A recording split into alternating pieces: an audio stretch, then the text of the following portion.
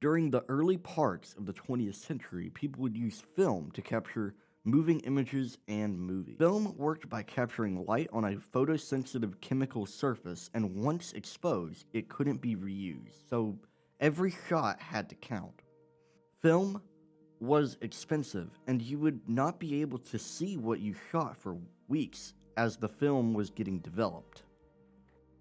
Before the development of the charge-coupled device, or CCD, in 1969, professional broadcasters would use big, bulky Orthicon and Vidicon tube cameras for television productions and news broadcasts. Vidicon would become the workhorse of television productions. These cameras would use Orthicon and Vidicon tubes, which made these cameras huge, power-hungry, and only really useful in a studio environment because of their bulky size. Image Orthicon tubes were popular in the 30s to the 50s, but Vidicon tubes were smaller and cheaper and became the workhorse of the television industry, even though they were less sensitive than Image Orthicon tubes, until being replaced by solid-state sensors.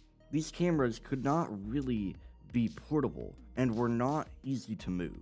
The only cameras that could really be considered portable at the time were smaller format film cameras that were similar to the ones previously used as combat cameras in World War II due to their smaller size. During this time, everything was captured on set, and there was no real or practical way to save the broadcast information. Once it was aired, there was only one way to get information back: film it on a TV with a film camera in a very improvised setup called a kinescope. This was used to archive and save old broadcasts of shows, but the main problem with this process would be the loss of quality and flicker. Later on in the 1950s and onward, the exact opposite process was developed, called telecine, which was the process of transferring film to tape via a scanning machine that would scan the film as it ran through the device. The telecine was used when they wanted to broadcast newsreels or movies on TV.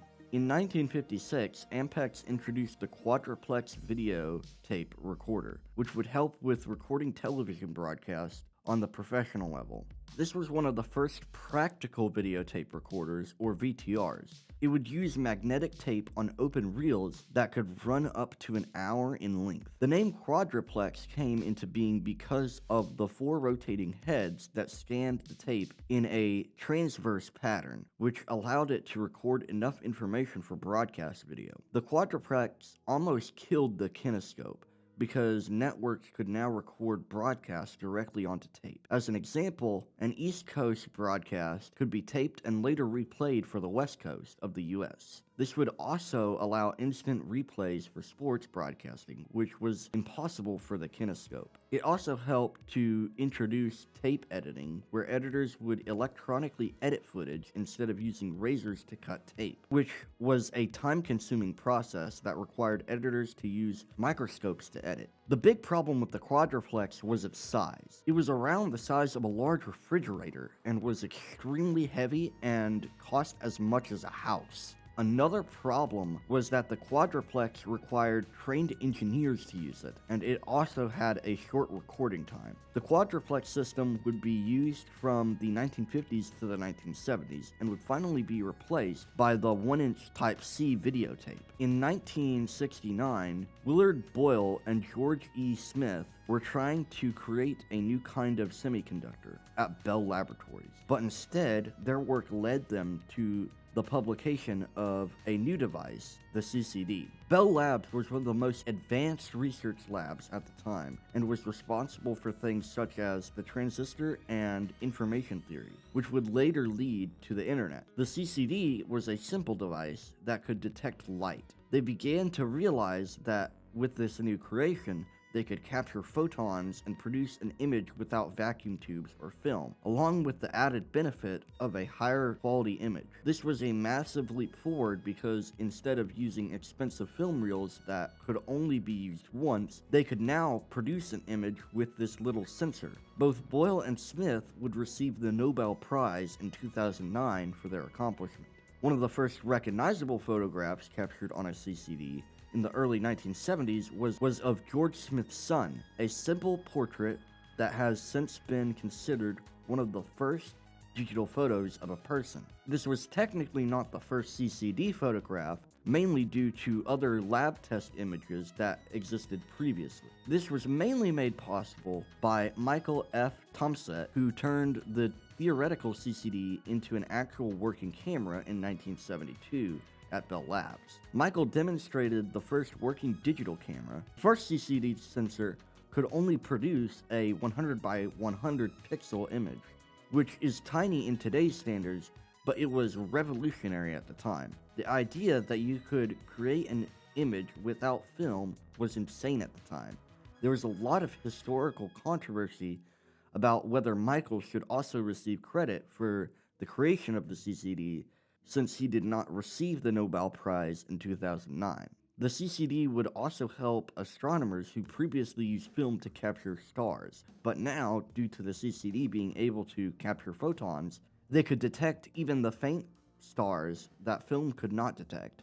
For astronomy, CCDs were 100 times more sensitive than film, which made it easier to detect and photograph faraway stars. This development would be used on the Hubble telescope because the CCD was able to capture longer exposures than film could. This process, which used to take hours with film for exposure time, took only minutes with the CCD. In 1990, the Hubble telescope was equipped with a large CCD sensor and was able to take high-quality pictures of galaxies and other celestial bodies that would not exist if it were not for the CCD. The CCD would also help to create the concept of eyewitness news in the 1980s due to its smaller size. This would allow camera manufacturers to create pro-level television production cameras that could be taken on the go. It first started with video cameras that had a cable that was fed to a television production van or truck that could take the signal and process it. Later on, the idea of tape storage would become available in formats such as VHS, DV-Cam, Mini-DV, and Hi8.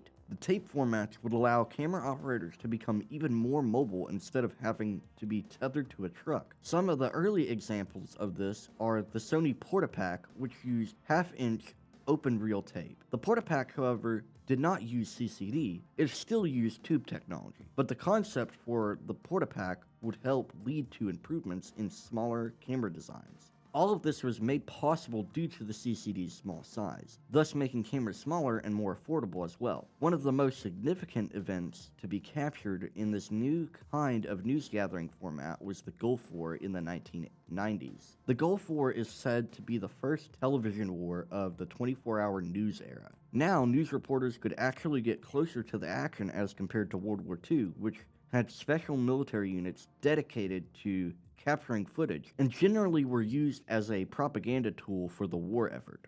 In World War II, footage would take days or even weeks to develop and edit. But now, with the CCD and tape, the process was much shorter. This would lead to the idea of electronic news gathering, and now due to the camera's smaller size, reporters could join military convoys and report from hotel balconies about the active combat. The Gulf War was captured extensively on professional-grade camcorders, and it also led CNN to creating the 24-hour news cycle, which provided round-the-clock news coverage. This was only made possible by the CCD and satellite broadcasting. This would also lead to the development of mini camcorders that would become icons of the upcoming decades, such as VHS and Mini-DV camcorders, which generally use CCD sensors. Home video cameras would use a single CCD sensor, and higher-end cameras would use 3 CCD sensors that would separate and focus red, green, and blue light into 3 separate sensors. This development would also lead to the development of the home movie camera, which allowed families and amateur filmmakers to create their own content without having to have an expensive cinema camera that used film, which was also expensive and could not be taped over like tape. Sony would release its first consumer CCD camcorder, the CCD V8, in 1985. This would lead to a massive boom in consumer camcorder development, and soon many households had their own family camcorder to capture their own memories on. This was very different from the consumer-grade film cameras that preceded the tape ones, because now it didn't matter if you recorded for extensive periods of time, because you could just record over any mistakes. Because of the CCD, camcorder icons, such as the JVC GRC1, would be used as a prop in Back to the Future, which would become an icon of the 1980s. In the 2000s, the CMOS sensor took over, especially due to it being cheap and portable, lower power usage, and it even started to make its way into smartphones, which at the time was revolutionary. The CMOS size allows it to fit inside smartphones, allowing users to take high-quality photos and videos anywhere. The CMOS sensor eventually overtook the CCD in terms of price and image quality. All of this development would lead to modern cameras we know today. The CCD led the changing of the landscape for capturing footage, not only in the professional level, but also for the everyday people documenting their lives. The CCD bridged the gap between film and the digital age. The CCD helped to democratize the digital landscape so that anyone could be a creator. Without it, the way we capture, share, and understand images today would be unrecognizable.